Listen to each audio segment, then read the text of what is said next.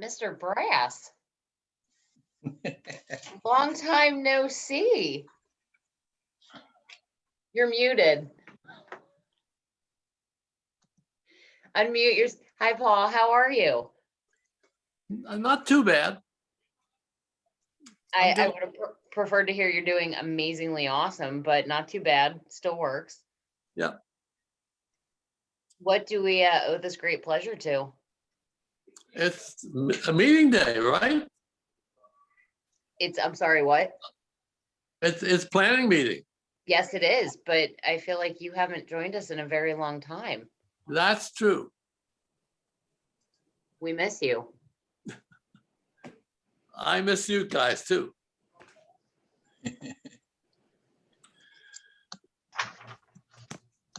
Craig, I'm assuming since I see you instead of Mr. McCarthy, he's still en route back from the airport. That's correct. He asked me to join in the meeting, and he's going to be joining in with by phone. Okay. But he's driving, yeah. Multitasking at its finest.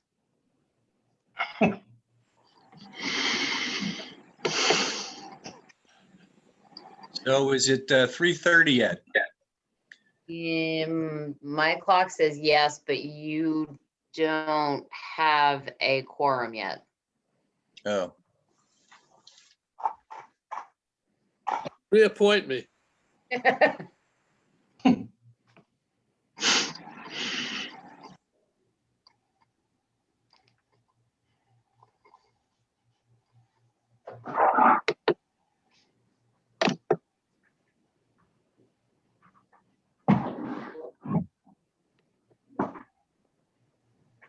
Need one more. John Eric just joined us. okay.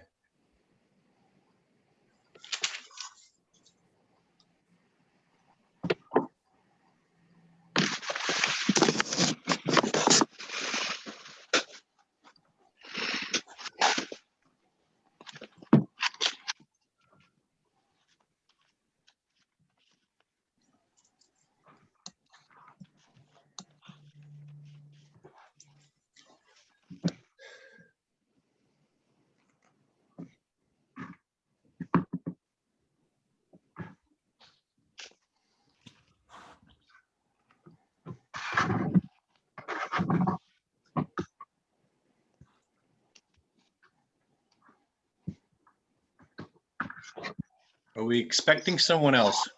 Rick just joined, so you do now have a quorum. Oh, good.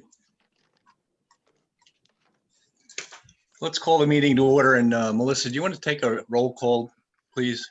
Okay. John Woodward, Here. Scott Miller, Michael Herr, Here. Ron Stanko, Rick Weinhofer, Here. Robert Keith, and Eric Ostemchuk. Here.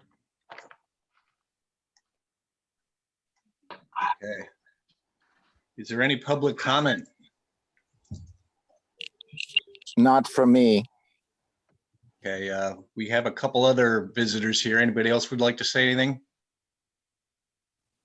Okay. No, then not at this time. Thank you. Okay, then we'll move on. I guess the Wyomissing School District is up with the Wyomissing Hills Plan. This shouldn't take long, right? Good question.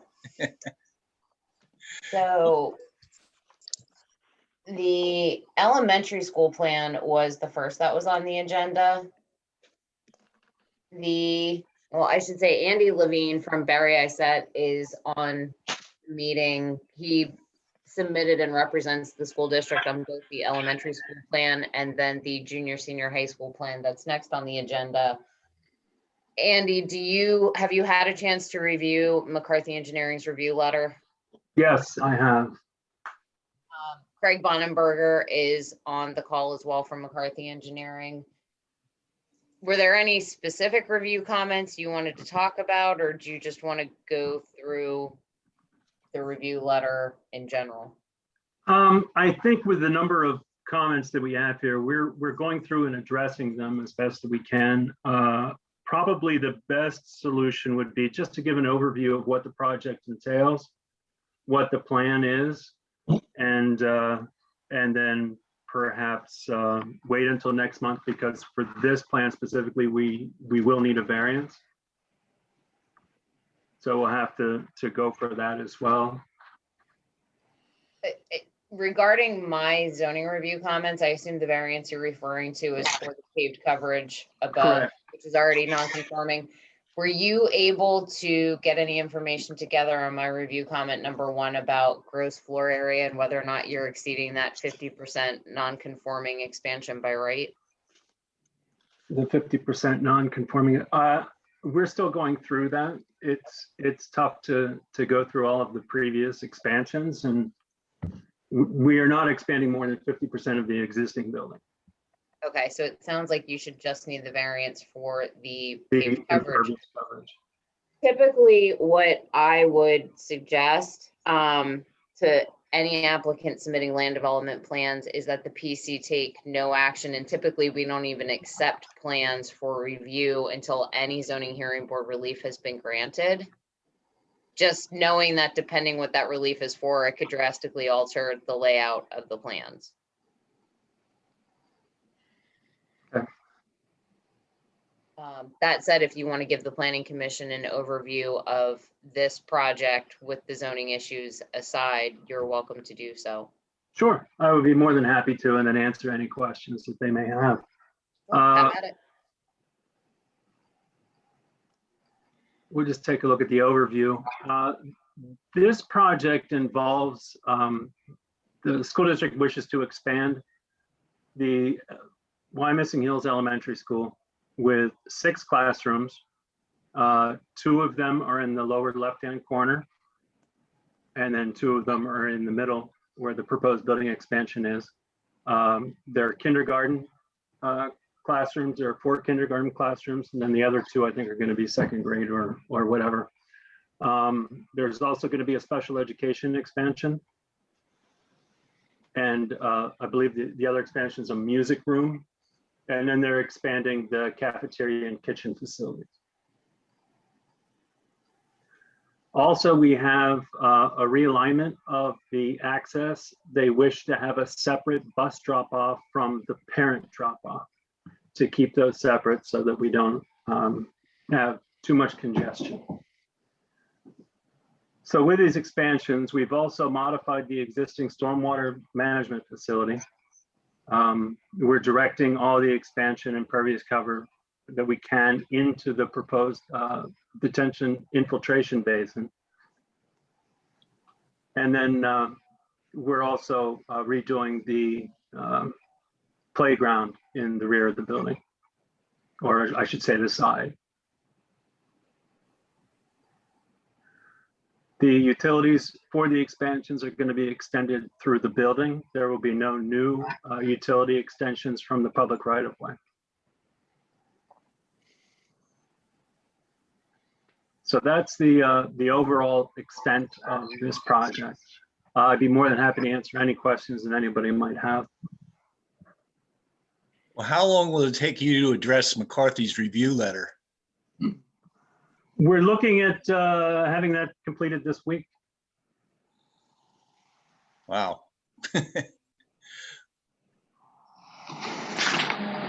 Any other questions? And from what you described, it sounds like there will be additional students.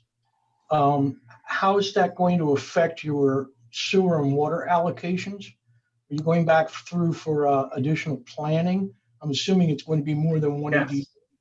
Yes, we are. Okay. Yeah, that's going to be required by DEP. Correct.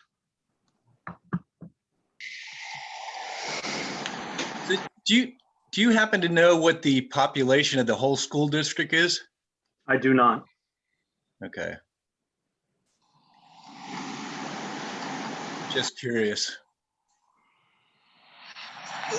Well, related to that, John, I was curious if the genesis of the project is growing enrollment, or is it just for, better teaching methods with the existing population? I don't know if anyone knows the answer to that.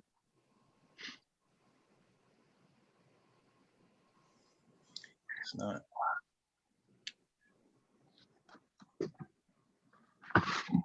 Okay, I have a question. I see a pretty drastic change to the drop-off circulation being proposed. Can you kind of run through that? What envisions it for that? The bus drop off? Well, just the layout in general looks, One of the issues that most schools face these days is a congestion where they have bus drop-offs at the same place that they would have parent drop-offs.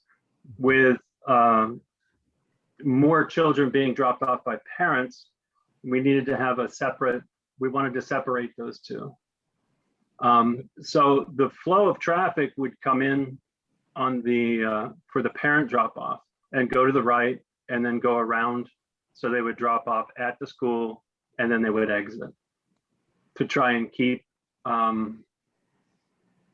opposing traffic. So it's a one-way.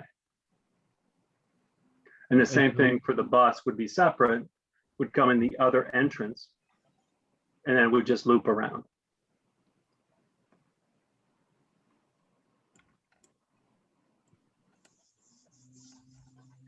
well, that sounds like a good idea. It just could be, it's treacherous there sometimes. At least used to be when my kids were there. Schools are a very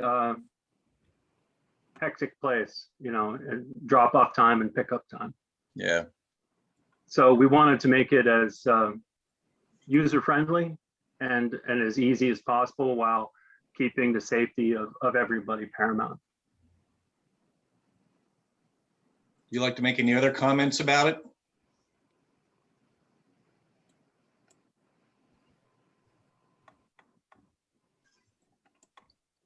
Would you like to make any other comments about the plan, or?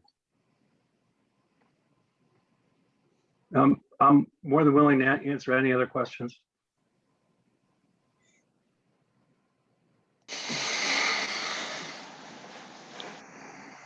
Well, hearing none, I guess we'll move on to the high school. So just to recap on this one, Andy, you're gonna submit the variance request for the paved coverage? Correct. Okay. I will keep. an As eye well out. as the waiver requests that were outlined in the letter. Okay, I will keep an eye out for that. Yeah, on the 50% expansion question, Michelle, I really think we ought to try to establish a baseline that can be on file, so that we don't have the same question every time they come in with a proposal on this property.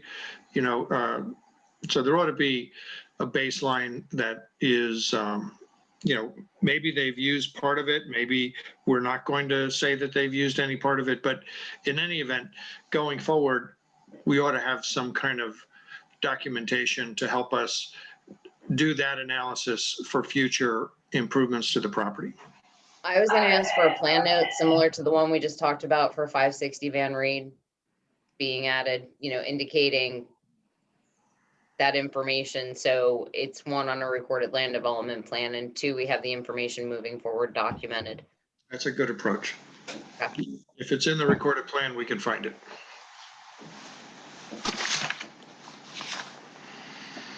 Yeah, well, I'd like to know, just for my own benefit and for that of the committee, referring to Chris's question, that's what I was getting at. Is this a programmatic change, or is it population change that's driving this? I've made a note of that question so that next time we can have an answer to that. Okay, thank you.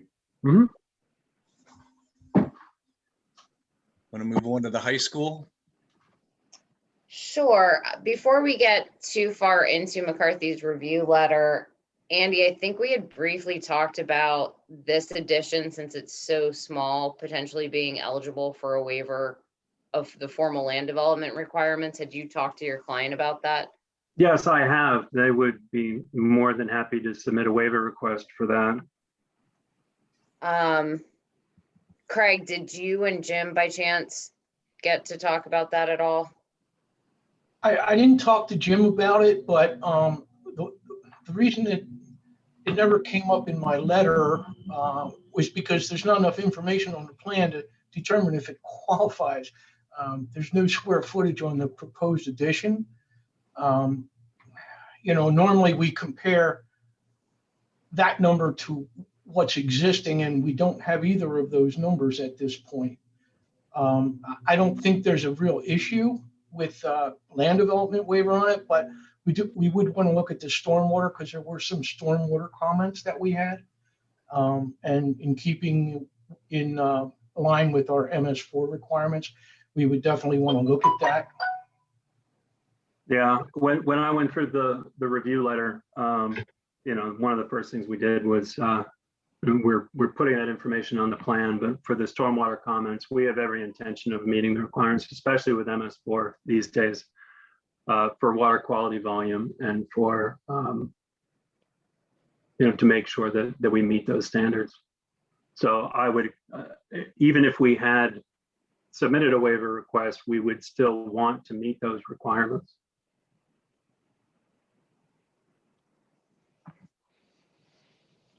Andy, when you resubmit, can you send an electronic copy to Craig and I? And then if you want to submit just one hard copy of the revised plan to Borough Hall, that's more than sufficient. Okay, will do. Thank you. Okay, are we ready to move on? Unless the Planning Commission has any questions on this one. This one's a little more straightforward. Okay, hearing no questions, we'll move on to the next item on the agenda. Craig, did Jim brief you on stormwater? Because I had asked him to take the lead on this one. Yeah, yes, he did. I mean, he and I talked about it because I'm actually going to Wilmersdorf wants to use the same thing. So I reviewed it today and last week a little bit. And basically what this is we're proposing to have a minimized calculations to meet the stormwater ordinance when the amount of proposed impervious is less than 1,500 square feet. These stormwater management plans basically cost the applicant probably in the neighborhood of $5,000 to meet the ordinance, okay? And it's a bit cumbersome for them for, if somebody wants to put in a pool or a garage, it's a lot of work and a lot of expense. So other municipalities that we're familiar with have a similar requirement where you're still meeting the ordinance requirements, but the calculations are a lot less cumbersome. Actually, if you have a pretty savvy homeowner, they can probably do this themselves, which is an extreme decrease in the amount of money it costs to do these things. We put together this ordinance. We've looked at several others like it, and we've kind of mixed and matched and come up with what we think is good for the borough and good for the borough residents. There is going to be an application fee because this will require us to do a review, but it should be a much more cursory review. So there will be an application fee and an application. So it's not unlike the process we have now. It's just basically the calculations have been greatly, to use a term, dumbed down, okay? So that you don't need an engineer to do all the calculations.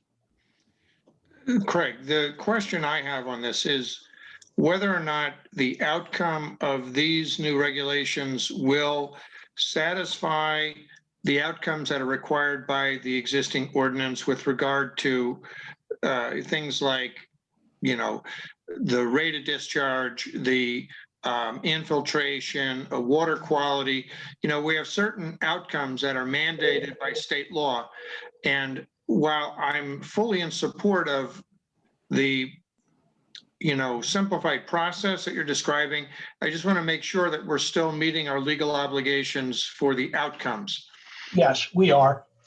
That was a big focus on when we prepared this ordinance was so that what we're doing, even though the calculations are simplified, what we're doing still meets the requirements of Chapter 28, Stormwater Management Ordinance.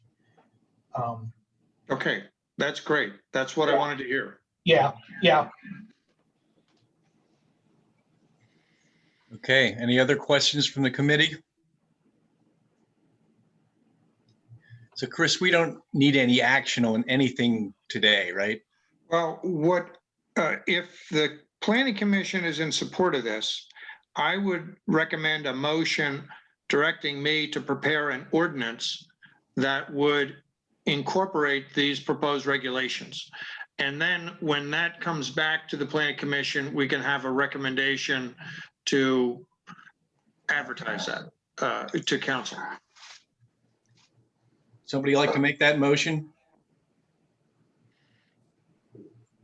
Is that you, Mike? I'll make it. Thank Yep. you. Is there a second? I'll second. Thank you. Any further discussion? All in favor? Aye. Opposed?